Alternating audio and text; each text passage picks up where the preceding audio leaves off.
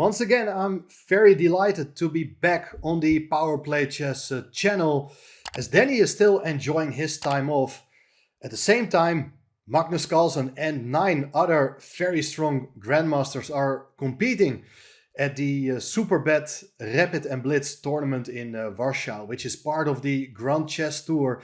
Great event, lot of spectacular games, and in fact, I've covered 2 games of Magnus Carlsen myself on my own channel, Robert Wrist Chess. So if you're interested in these games, please have a look at my channel as well. For now, back to the PowerPlayChess channel, we are going to have a look at an amazing game played between crowd favorite Richard Rapport and Jan-Krzysztof Duda. Let's see what happens in this rapid game with so many interesting ideas. Richard Rapport opens the game with 1 e4. Duda goes for the move e5. And now, interesting decision, Rapport goes for the move knight c3. Not the most common way of developing, but it's the Vienna opening. It's a very interesting opening with a lot of ideas, and you will not be disappointed. Black goes for the main response, knight f6. And now Rapport plays here the move f4. It's not a king's gambit, as I said, it's the Vienna opening, but this time black cannot really take on f4. This is a bad move because of the move e5, and the knight on f6 is in big trouble. You can still try to save the knight by playing queen e7, pinning the pawn on e5, but after queen e2, the only option here for the knight not to get lost is to go back to g8, but that would be a very poor square for the knight. White's going to follow up with d4, massive pawns in the center, ready to regain the pawn very soon. So compared with the king's gambit, you can definitely not take that pawn on f4. But at top level, everybody knows how to deal with the Vienna opening. And the key move for black is, instead of capturing, to play the move d5. Striking back in the center. And after f takes e5, black is going to take with its knight on e4, cementing a knight in the center. It's receiving the support from the pawn on d5. And now one of the most common moves here would be just to continue developing. But Rapport instead plays here the move queen f3. And that's a move he has been experimenting a bit lately. As in the Wijk aan Zee tournament in January this year, he played his line against Abdusattorov, in which the Uzbek grandmaster played the move f5. Very interesting idea. But this time, Duda goes for the move knight takes c3. It's also an interesting option. And by the way, 2 rounds later in this event, Rapport repeated this line. And Aronian, his opponent, played here knight c6 instead. So you see there are a lot of options for black, not forcing at all. But that's actually the kind of chess Rapport really enjoys. So there's still room for creativity. Knight takes c3 on the board, and big moment here for white to decide how to recapture. I thought that b takes c3 was basically the most common response, with the idea to strengthen the center. You are supposed to follow up here with d4. You get a nice pawn chain in the center. It's very interesting, but Rapport thinks differently and recaptures away from the center, which has the drawback, of course, that the pawn chain is less impressive. The pawn on e5 is an isolated pawn, and later on it may become a weakness, but it's not a positional game. It's a very open position with piece play becoming more and more important. So no time to think about positional aspects. It's all about dynamics at the moment. And well, the big advantage of recapturing away from the center is that this bishop can be quickly brought into play. So after bishop e6, one of the many possibilities for black, white goes for the move bishop f4. And also here, black got to decide how to complete its development. What is he going to do with its king? Is he going to castle kingside or castle queenside very soon? So basically the next couple of moves, they're very important. But here at this point, Duda decides to go queen d7. Has been played before.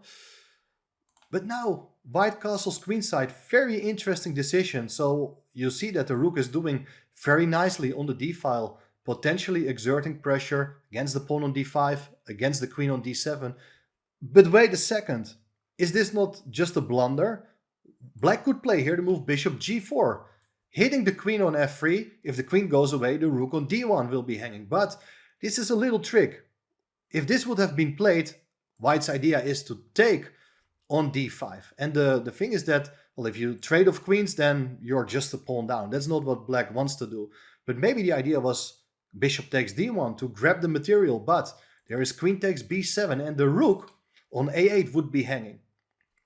The attempt to save the rook with the move queen c6, offering the exchange of queens, just runs into the move bishop b5 and white wins the queen. So that means that bishop g4 is not possible yet, but look what's happening. Black played here the move c5. Very ambitious move with the plan of getting the knight out to c6 very soon as well. But white plays here the move bishop c4, putting pressure on the pawn on d5. And of course, black is not recommended to take, as that would drop the queen on d7. So white is about to win a pawn on d5. But now the move bishop g4 is played. So the big difference, of course, is that if white would decide now to take on d5, bishop takes d1 can be played, and the queen on d7 covers the pawn on b7. So queen takes d5 is not a good move.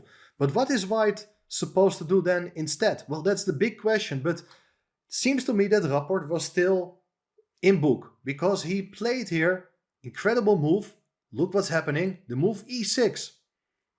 Just ignoring what black is doing. He is counterattacking the queen on d7, and at the same time the pawn is interfering on the diagonal between the queen and the bishop. So that means that if you take on e6 with the pawn, it's just queen takes g4. You're losing your bishop. That's not possible.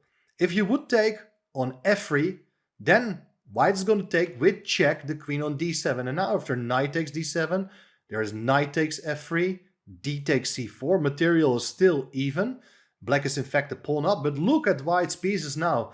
These rooks are dominating the center. It's game over. If bishop e7, it's bishop d6, and white is going to win the bishop.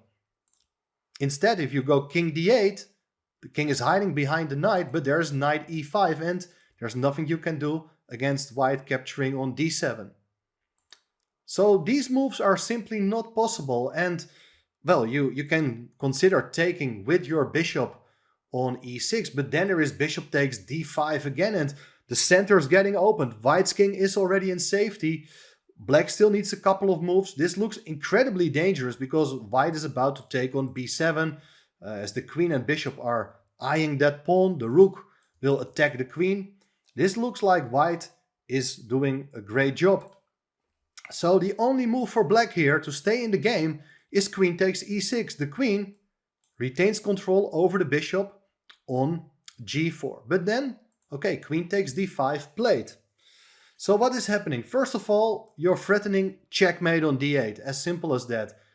In case black would go for the exchange of queens, there would follow bishop takes d5.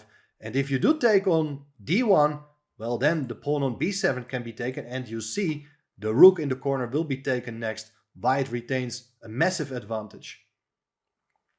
So queen takes d5, bishop takes d5, it's not really good. I mean, black can try another move, something like knight c6, but then knight f3 followed by rook he1. White retains a tremendous initiative despite the queens having been exchanged already. Back to the game. Black decided here to take the rook on d1 instead, so the mating threat is gone. Queen d8 check doesn't work, but now white's idea has been revealed. There is this move, queen takes b7. What is this? The queen is now able to take that pawn because black is no longer covering that pawn with its own queen. And now everything is hanging. White is a rook down at the moment, but is threatening to take the rook in the corner. Also, bishop takes e6 is a threat. And, well, black has to handle this situation. For instance, if you go for a counterattack with queen e1, intending to deliver checkmate by moving your bishop, that would allow bishop takes f7 check, the queen helps along the 7th rank, king d8, and now it's queen c7 with checkmate. No time for a counterattack. Also, if you would go queen c6 trying to save the rook in the corner, there would just follow something like bishop takes f7, king d8, and now bishop to g5, check. The king cannot go anywhere, you can block with your bishop, but then it's bishop takes e7 with mate again. So the only move here for black is try to remove as many dangerous attackers as possible. Queen takes c4 is the move played in the game. And now things are really getting sharp. What is going on? So, for instance, the first move you would probably think of now is queen takes a8. Why not just capture the rook in the corner to just get back into the game, grab some material? Well, there is queen takes f4, check. King takes on d1. And now the good news is that this queen protects the knight on b8, and that enables black to consolidate its position with bishop e7. On the next move, black is going to castle. He's just a piece up, and that is of course not a problem to convert for black. So what should black do? What should white do instead then? Well, it's very difficult to say, but for instance, a very tempting move I would look at now is knight h3. So not that the knight is doing that well, but it protects the bishop, and most importantly, the intention is to get the rook into the game. But rather than trying to stick to the material, black should try to bring its king into safety. With bishop e7, rook takes d1, and now castling kingside. Well, this is still pretty sharp. You can take on a8, but if we look at the material now, equal number of pieces, but after queen takes a2, all of a sudden it's white's king who's getting into danger, because queen a1, king d2, rook d8 is on the agenda. This looks very suspicious. The best move for white is here the move queen c8 check. Remarkable idea. So that after king e7, only now you would play here the move knight to h3, with the idea to get the rook over to e1, and the attempt to stop it with bishop e2. So the bishop cannot be taken, it blocks off the e-file. There could follow queen to b7 check, and now after knight d7, rather than taking the rook on a8, there is rook e1. And look, you're a rook and a piece down, but the big threat, apart from taking on a8, is just to play b3, trying to deflect the queen from the protection of the bishop on e2. And this is incredibly sharp, and white probably still has some initiative.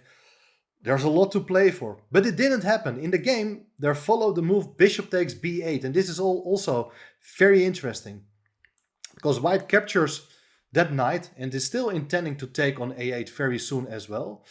And black should not think, okay, let's give back the material, I can take on b8, but there is queen takes b8, king e7, knight h3. Once again, you go to h3 so that the bishop cannot capture that knight on f3. And now after bishop g4, rook e1, this is still very dangerous, can be analyzed deeper, but despite being a piece down, white's pieces are very close to the black king, and also the knight can join the attack very soon as well. But Duda came up with a very nice defensive resource. Rather than trying to defend something around its king, he played here the counter move queen f1. And this is a very interesting defensive idea, as first of all, you're protecting the bishop. And obviously, if white is careless and would take the rook now, one of the ideas is to play bishop f3. With a discovered check, you're winning the queen in the corner, so the rook cannot be taken.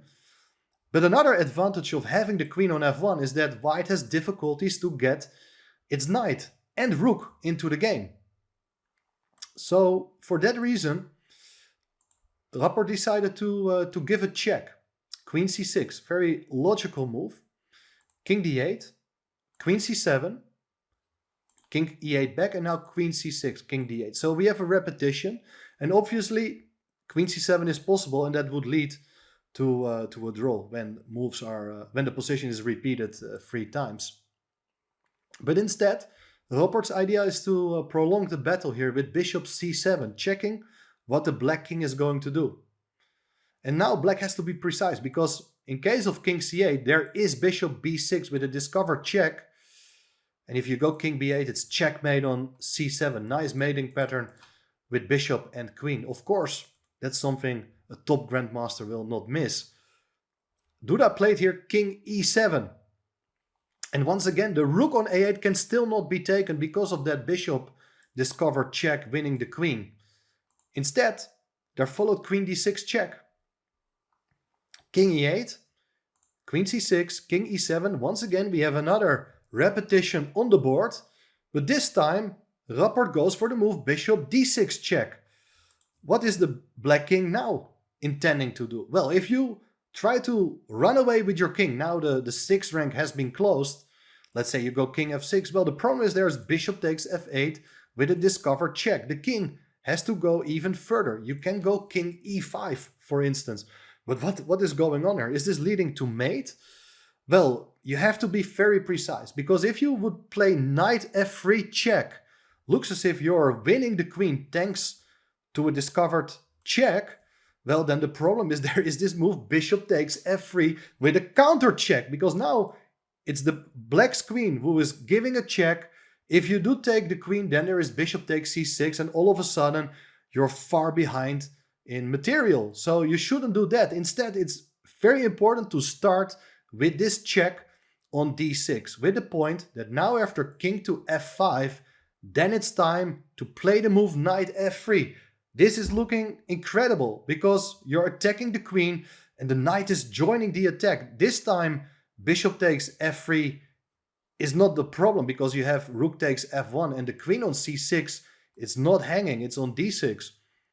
Only move here, or well, there are maybe other moves, but maybe queen takes h1 is the most logical move, but then it would run into queen e5 check, king g4, and queen g5 with checkmate. You understand? It's very dangerous to bring up your king. You're walking through a minefield and eventually you're just getting checkmated. The same basically happens for the move king e6. That would allow bishop takes f8 with similar ideas. So in the game there followed the move king d8, which is the best move once again. And you could take on a8 the rook with check, but after king d7, unfortunately there are not that many good moves.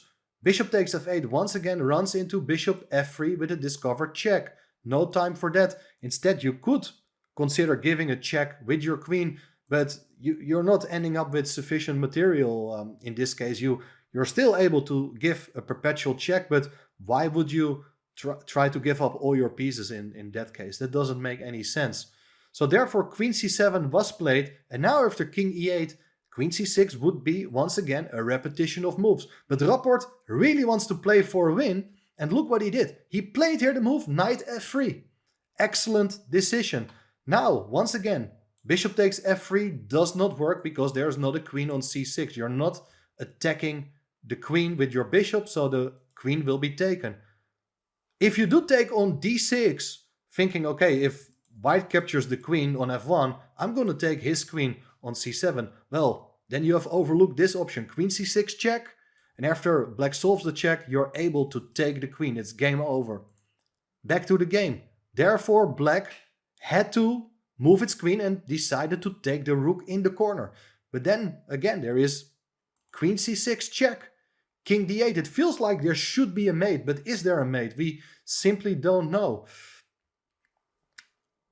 There followed queen c7 check in the game. But if you would take on a8, king d7, knight e5, the knight is very close, but there's not a mate. You're unable to win this. Apparently there are still a lot of ways to make a draw, but it's not leading to mate. Queen c7 played in the game. King e8, queen c6, king d8, and now bishop c7 played. With the idea that if the king once again goes to c8, we have bishop b6, king b8, queen c7 checkmate. The only square for the king once again is king to e7. And now Rapport's idea was very clear. He wanted to give a check on e4 with the queen. Where is the king going now? There are two options, either d7 or f6. Well, if the king goes to f6, then the problem there is queen to e5. King g6, queen g5 with checkmate. So that gives black only one option, is the move king d7. But then Rapport's idea is to go knight e5 with tempo. We look at the position and you see that white is 2 full rooks down. He needs to keep looking for checks. It's the only way, because if you play a silent move, then very likely black is going to take over with bishop f3, discover check once again. That's the defensive mechanism which holds the position together. Knight e5, big moment because the king is under check. What should black do? Can he still survive this? Well, let's cover these options first. If you would take the bishop, there's queen c6 check. And after king d8, it's mate on d7. And after king b8, it's knight d7. In both cases, a very nice cooperation between queen and knight. King takes c7 is not good. If you would play king e8, then the queen comes back to c6, king e7, queen d6. And now the big difference is that the knight has managed to join the attack, and it's going to be checkmate on d7. So also king e8 can be dismissed from the list. King c8, ignoring the bishop, allows queen takes a8, king takes c7, and it's going to be queen c6 with either mate on d7 if the king goes to b8, or if the king goes to d8, it's mate with the queen on d7. And then, if you would play king to e6, well then, once again, there is this move, queen c6 check. But what is happening? The king cannot return. That allows queen d6 and mate on d7. You can still go king f5. Are there any good checks? Well, the main point is revealed now. There is the move g4 with check. This is a big move. If you play bishop takes g4 with a counter check, the point has been revealed. There is queen takes h1 and you're winning the queen. The black king is wide open, so this should be a relatively an easy win for white. So you see, beautiful tactics set up by the queen and the pawn with the move g4, discovered check. Duda figured out all these lines over the board, came up with the only move, king e7. And now this looks incredibly dangerous because there are so many ways for white to give a check. Any knight move is a discovered check. And there are even double checks possible. Let's say you can go knight g6. It's a double check hitting the king in two different ways. The same, of course, for knight c6. But in both cases, the king just goes back to d7. And there's nothing better than just playing knight e5. And that also leads to a repetition of moves. In the game, white played here the move knight f3. But after king d7, the knight went back to e5. King e7, knight f3, king d7. After having seen so many repetitions, finally the players really had to stop the game. This is where the game ended in a draw. But frankly, this is one of the most exciting fighting draws I've seen in recent times. It reminded me of the romantic era of chess. We love to see all these sacrifices. And thanks to Richard Rapport for such creative play, and gave me and many other chess fans a fantastic time watching this game. I hope you enjoyed it as well. Thanks for watching this video, and Danny is soon back on the channel. So take care. Bye bye.